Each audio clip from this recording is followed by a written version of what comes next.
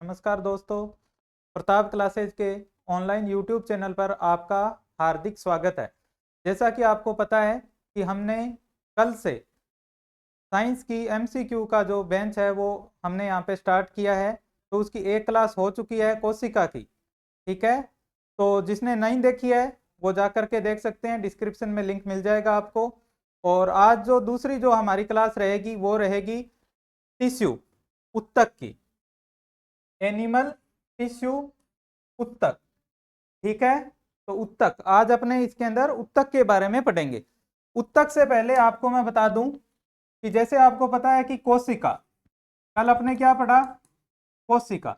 कोशिका क्या है? हमारे शरीर की सबसे छोटी संरचनात्मक और क्रियात्मक इकाई। तो कोशिका, कोशिका से मिलकर के बनता है उत्तक। कोशिका, कोशिका से मिलकर के बनेगा क्या? उत्तक। ठीक है, और उत्तक से मिलकर के बनते हैं अंग, और अंग से मिलकर के बनता है अंग तंत्र। अंग तंत्र, अंग तंत्र जैसे परिसंचरण तंत्र हो गया। ठीक है, तो उसी प्रकार क्या बनेंगे? अंग तंत्र। और अंग तंत्र मिलकर के किसका निर्माण करते हैं? हमारी शरीर का, हमारे बॉडी का जो है निर्माण होता है। तो अपने इसी क्रम में पढ़ेंगे। कल अपनी पहली क्लास हो चुकी है कोशिका की, आज अपने नेक्स्ट पढ़ रहे हैं उत्तक। उत्तक के बाद में अपने अंग और आगे अंग तंत्र। ठीक है, इसी क्रम में अपने जो है बाकी सारी जो क्लासें हैं वो अपने इसकी पढ़ेंगे। ठीक है, तो पहला प्रश्न है ये, जो कुछ क्वेश्चन है, 4-5 क्वेश्चन है, ये कल कोशिका के रह गए थे, तो वो क्वेश्चन पहले अपने कोशिका के करेंगे, उसके बाद में अपने जो है उत्तक स्टार्ट करेंगे। तो कोरक कोशिकाएं होती है। देखिए कोरक क्या है, कल अपने जब पढ़ा था तो मैंने बताया था आपको कि कोशिका जो है, कोशिका, तो कोशिका की खोज, कोशिका की खोज किसने की थी? रॉबर्ट हुक ने। किसने की? रॉबर्ट हुक ने।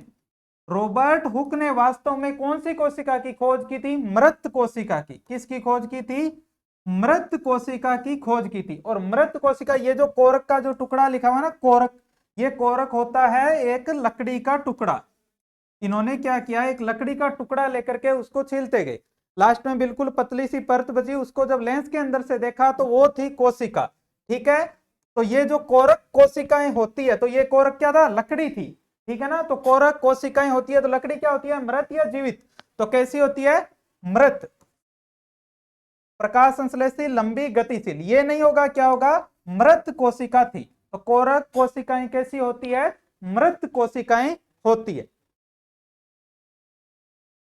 निम्न में से कौन सा, निम्न में से कौन सा जीव कोशिका सिद्धांत के अनुरूप नहीं होता? देखिए कल अपने जिसने क्लास नहीं लगाई है वो कल वाली क्लास जाकर के देखना, उसके अंदर मैंने बताया था कि कोशिका का ये जो कोशिका सिद्धांत है, कोशिका सिद्धांत दिया था किसने? स्लीडेन।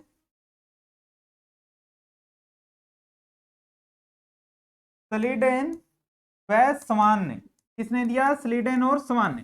तो स्लीडेन और स्वान ने दो बातें बताई थी कि प्रत्येक जीव का शरीर जो है वो किससे मिलकर के बना होता है? कोशिका से।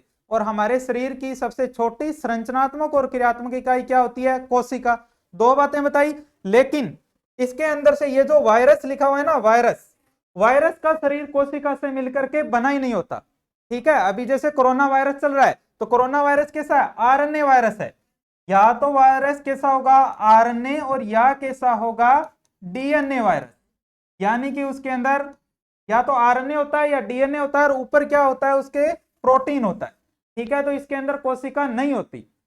यानी कि मानव के शरीर के बाहर तो यह जो वायरस होता है ये निर्जीव की तरह कार्य करता है, और शरीर के अंदर जाने के बाद में सजीव की तरह कार्य करता है। ठीक है, तो इसलिए ये कोशिका सिद्धांत का अपवाद कौन सा होता है? तो कोशिका सिद्धांत का अपवाद होता है वायरस। पीटीआई के अंदर प्रश्न पूछा हुआ है ये। ठीक है, और आपको मैं बता दूं कि जितने भी ये जो क्वेश्चन है ये किसी ना किसी एग्जाम के अंदर आए हुए क्वेश्चन है, तो ध्यान से पढ़ने हैं। कोशिका चक्र की किस अवस्था में डीएनए का संश्लेषण होता है? कोशिका चक्र, देखिए कोशिका चक्र, कोशिका चक्र। अभी अभी पीछे मैंने आपको क्या बताया कि स्लीडन और स्वान ने बताया था कि प्रत्येक नई कोशिका है किससे बनेगी? पुरानी कोशिका से। इसका मतलब उसके अंदर क्या होगा? विभाजन। ठीक है ना। तो वो जो विभाजन होता है ना, उसी को क्या बोलते हैं, कोशिका का चक्र बोलते हैं। और इसके बारे में किसने बताया था, इसके बारे में बताया था हावर्ड पेलक ने। किसने, कोशिका चक्र, कोशिका चक्र के बारे में किसने बताया था, हावर्ड पेलक ने। किसने बताया, हावर्ड पेलक ने। तो हावर्ड पेलक ने क्या बताया कि कोशिका चक्र के अंतर्गत दो प्रकार की अवस्थाएं होती है। कितने प्रकार की, दो प्रकार की।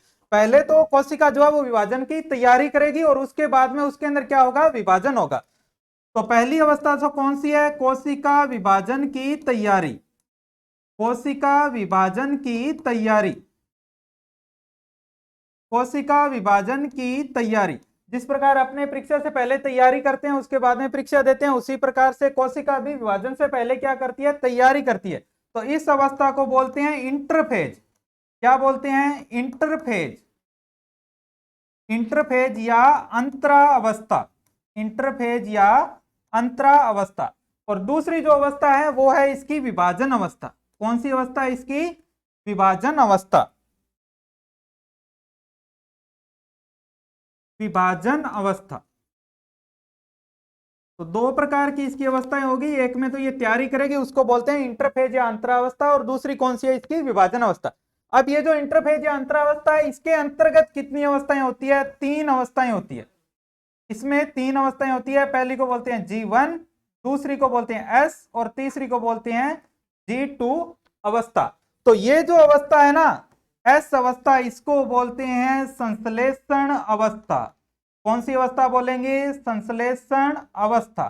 संश्लेषण का मतलब बनना, इसके अंदर किसी चीज का संश्लेषण होगा। तो इसमें किस चीज का संश्लेषण होता है, डीएनए का। तो यही इसके अंदर प्रश्न है कि कोशिका चक्र की किस अवस्था में डीएनए का संश्लेषण होता है।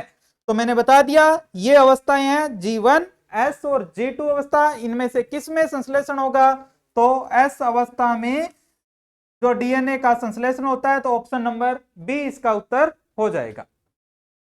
नेक्स्ट क्वेश्चन है विभाजन की सबसे बड़ी अवस्था। तो अब यहां पर देखिए, ये जो विभाजन अवस्था है इसकी बात कर रहा है वो विभाजन की, ठीक है। इसको मैं नेक्स्ट पेज पे लिख रहा हूं, विभाजन जो अवस्था थी, विभाजन अवस्था, विभाजन अवस्था। तो ये जो विभाजन होता है ये भी आगे चार अवस्थाओं में होता है। चार अवस्थाएं होती है, कौन कौन सी, prophase, metaphase, prophase, metaphase, anaphase, और लास्ट होती है टीलोफेज। ये चार अवस्थाएं होती है, प्रोफेज, मेटाफेज, एनाफेज, टीलोफेज। तो इनके अंदर से सबसे बड़ी अवस्था कौन सी होती है, प्रोफेज अवस्था। तो यही पूछा है विभाजन की सबसे बड़ी अवस्था कौन सी है, तो कौन सी हो जाएगी इनमें से, ऑप्शन नंबर ए, प्रोफेज अवस्था। ठीक है, तो उत्तर हो जाएगा ऑप्शन ए, प्रोफेज अवस्था।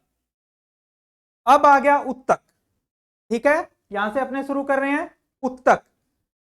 तो उत्तक, उत्तक क्या होता है, अभी मैंने आपको बताया था कि कोशिका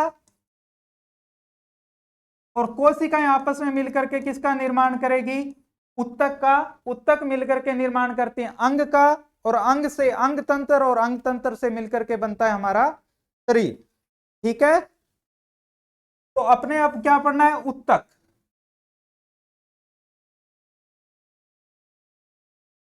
उत्तक, उत्तक को अंग्रेजी में बोलते हैं क्या, टिश्यू। उत्तक या टिश्यू। ये किस भाषा का शब्द है, प्रश्न आता है कौन सी भाषा का शब्द है, तो ये फ्रांसीसी भाषा का शब्द है। फ्रांसीस भाषा का शब्द है, जिसका अर्थ क्या होता है, संरचना या बनावट। क्या अर्थ होता है, संरचना या बनावट, यानी कि कोशिकाएं मिलकर के बनाएगी उत्तक, और उत्तक जो है मिलकर के हमारे अंगों का निर्माण करते हैं। जैसे मेरा हाथ है तो हाथ के लिए अलग उत्तक है, पैर के लिए अलग उत्तक है। ऐसे नहीं कि हाथ वाला उत्तक है वही पैर बना देगा। ठीक है, तो अलग अलग प्रकार के उत्तक होते हैं, आंतरिक अंगों के लिए अलग उत्तक होते हैं। ठीक है, तो उत्तक, उत्तक होते कितने प्रकार के हैं, मानव शरीर के अंदर उत्तक होते हैं चार प्रकार के। कितने, इससे पहले देखो उत्तक का आपने अध्ययन कर रहे हैं, तो उत्तक का अध्ययन विज्ञान की कौन सी शाखा में किया जाता है, विज्ञान की कौन सी शाखा में उत्तक का अध्ययन करते हैं, तो किस में करते हैं जी, हिस्टोलॉजी में। किस में करते हैं, हिस्टोलॉजी। इसको हिंदी में ओतिकी भी बोलते हैं। इंपॉर्टेंट क्वेश्चन है, बहुत बार आया हुआ है। ठीक है, तो उत्तक का अध्ययन हिस्टोलॉजी या औतिकी के अंतर्गत किया जाता है। ठीक है, उत्तक, मानव शरीर के उत्तक होते कितने प्रकार के हैं? तो 4 प्रकार के उत्तक होते हैं। कितने प्रकार के उत्तक होते हैं? 4 प्रकार के। 4 प्रकार के उत्तक होते हैं। Number 1, epithelium. इपिथीलियम या उपकला उत्तक। इपिथीलियम या उपकला उत्तक। दूसरा, योजी या संयोजी उत्तक। योजी या संयोजी उत्तक। तीसरा, पेशीय उत्तक। पेशीय उत्तक। और चौथा, तंत्रिका उत्तक।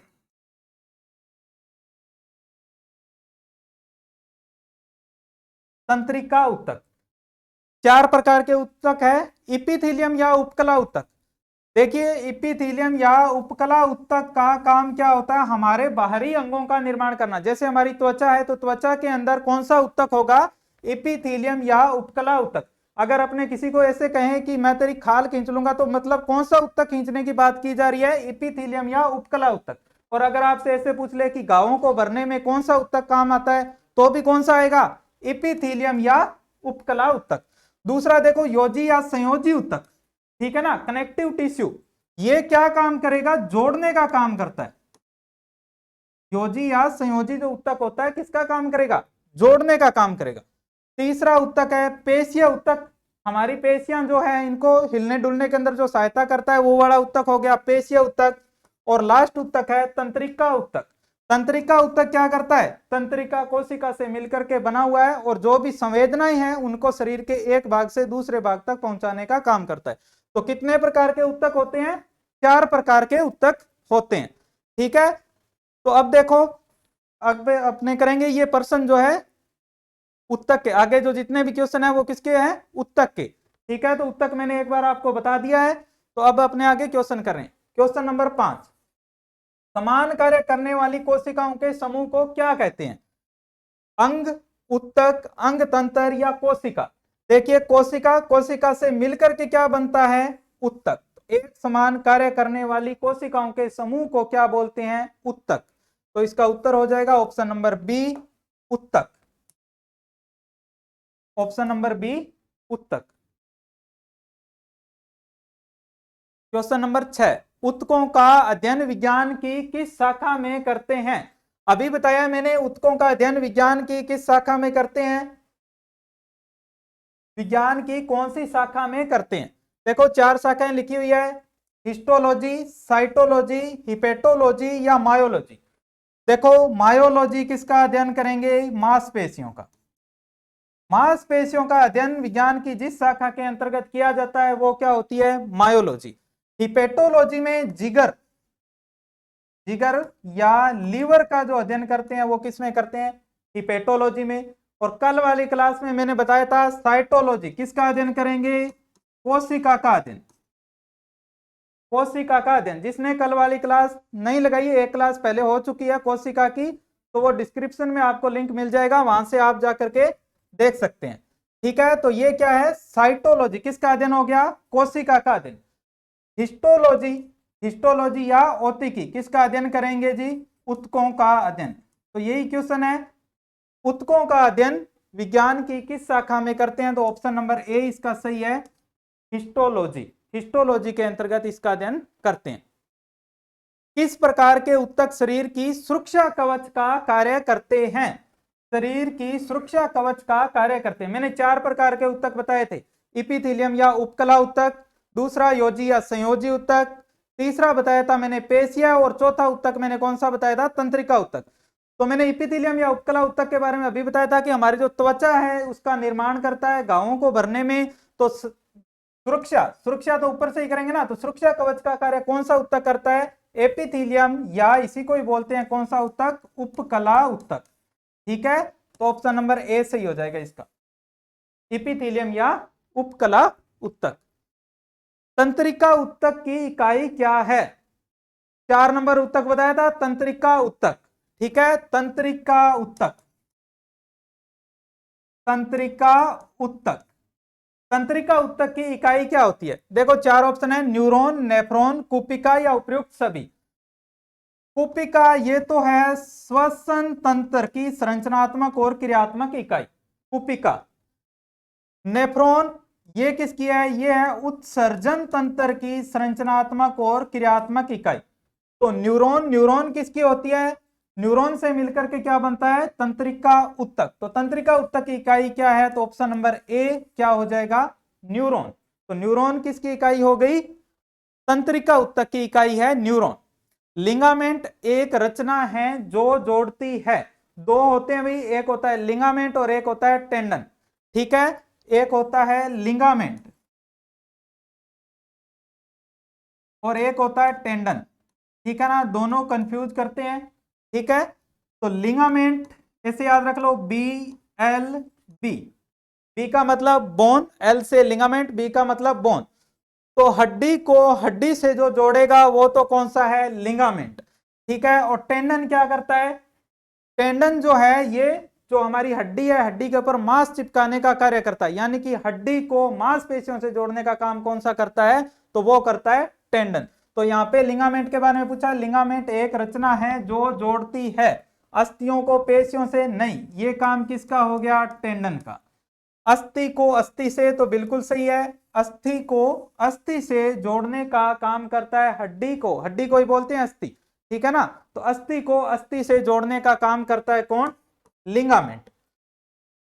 निम्न में से ऊतक का उदाहरण है, देखिए आपको पता है, ऑप्शन नंबर एक लिखा, मस्तिष्क। मस्तिष्क क्या है? एक अंग है।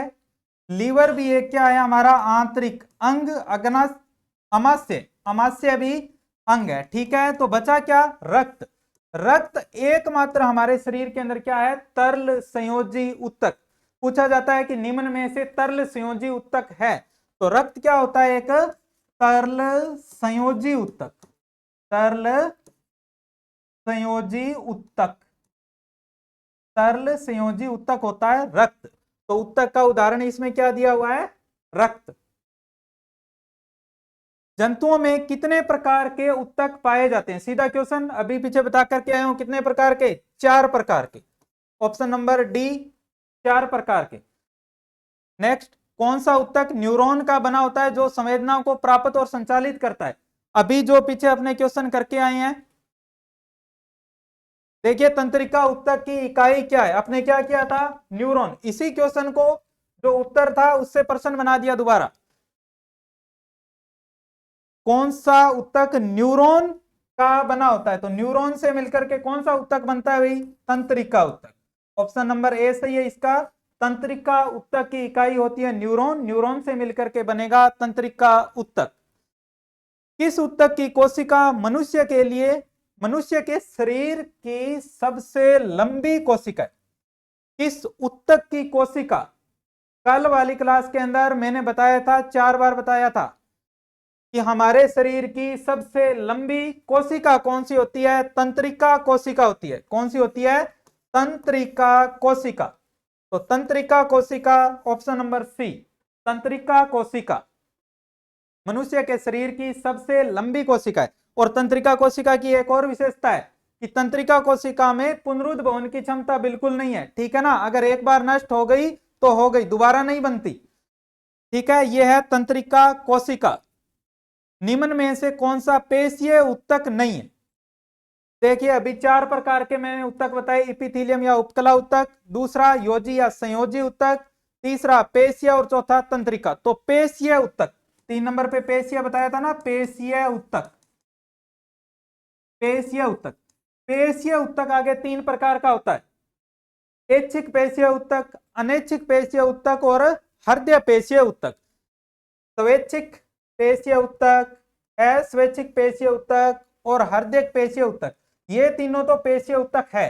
तो बचा कौन सा? उपास्तिक पेशीय ऊतक। ये नहीं होता उपास्तिक पेशीय ऊतक। तो उपास्तिक पेशीय ऊतक, ये इसका उत्तर हो जाएगा, ये पेशीय ऊतक का उदाहरण नहीं है। ठीक है, 15 नंबर, जन्म के बाद मानव के किस ऊतक में कोई विभाजन नहीं होता? अभी बताया था कि तंत्रिका ऊतक, तंत्रिका कोशिका में किसी प्रकार का विभाजन नहीं होता। तंत्रिका कोशिका अगर एक बार नष्ट हो गई तो दोबारा नहीं बनती। ठीक है, तो कौन सी? तंत्रिका कोशिका या तंत्रिका उत्तक जो है अगर एक बार नष्ट हो गया तो उसके बाद में दोबारा नहीं बनता, इसीलिए बोलते हैं हेलमेट लगा के चलो।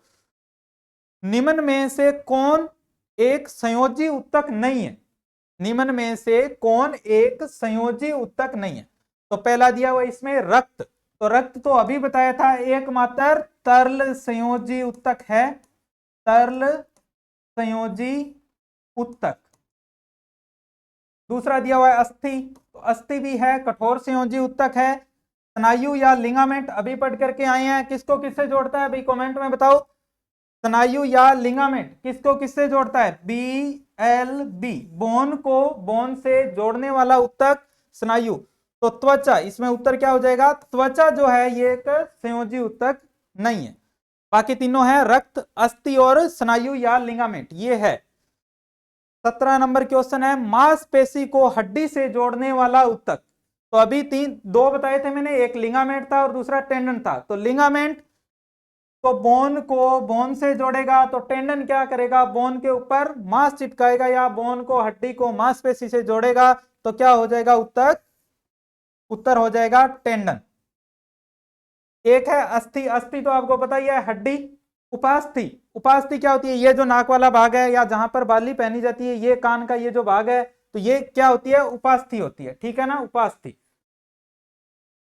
दो अस्थियां आपस में एक दूसरे से एक संयोजी उत्तक से जुड़ती है, उसका नाम क्या है? दो अस्थियां जुड़ रही है, दोनों ही क्या है? अस्थियां। तो बोन को बोन से जोड़ता है, कौन जोड़ेगा? स्नायु या लिगामेंट जोड़ेगा। कौन जोड़ेगा? स्नायु या लिगामेंट जोड़ेगा। निम्न में से कौन सा उत्तक गांवों को भरने में सहायक है? गांवों को भरने, जब पहला क्वेश्चन मैंने कराया था तभी मैंने बता दिया था कि गांवों को भरने में कौन सा उत्तक सहायक होता है? इपिथीलियम या उपकला उत्तक। तो उपकला उत्तक सही हो जाएगा इसका ऑप्शन नंबर सी। उपकला उत्तक क्या करता है? गांवों को भरने में सहायक है। बायोप्सी क्या है? अब बायोप्सी क्या है? देखिए बायोप्सी क्या होती है। तो बायोप्सी होती है कि अपने शरीर का कोई यानी चमड़ी का कोई एक भाग काट करके और उसके जब परीक्षण किया जाता है जीवित मनुष्य का, जब अपनी कोई चमड़ी का भाग काट करके उसका जब परीक्षण किया जाता है तो वो कहलाती है बायोप्सी। ठीक है, तो देखते हैं कौन सा है ऑप्शन इसमें। मृत्यु का कारण जानने के लिए शव का विच्छेदन करना। अभी मैंने बताया जीवित मनुष्य का, तो शव का विच्छेदन करना ये तो नहीं है, तो पहला ऑप्शन गलत है। बेहोशी की स्थिति में परीक्षण नहीं। परीक्षण के लिए उत्तकों को शरीर से अलग करने से, बिल्कुल बायोप्सी किससे संबंधित है? तो उत्तक, यानी हमारी चमड़ी काटेंगे तो उसके अंदर क्या है? उत्तक है ना, इपिथीलियम या उपकला उत्तक। तो हमारे शरीर का कोई भाग काट करके उसका जब परीक्षण करते हैं तो उसको क्या बोलते हैं? बायोप्सी बोलते हैं। तो ऑप्शन नंबर सी। वह संयोजी उत्तक जो मांसपेशियों को अस्थियों से जोड़ता है। मांसपेशियों को अस्थियों से अभी बताया है, कंडरा या टेंडन। कंडरा इसको हिंदी में बोलते हैं, कंडरा या टेंडन। ठीक है, तो 21 क्वेश्चन थे हमारे आज की क्लास के उत्तक। ठीक है, तो कल अपने पढ़ा था कौन सा टॉपिक? कोशिका। आज अपने इसके अंदर पढ़ लिया है कौन सा?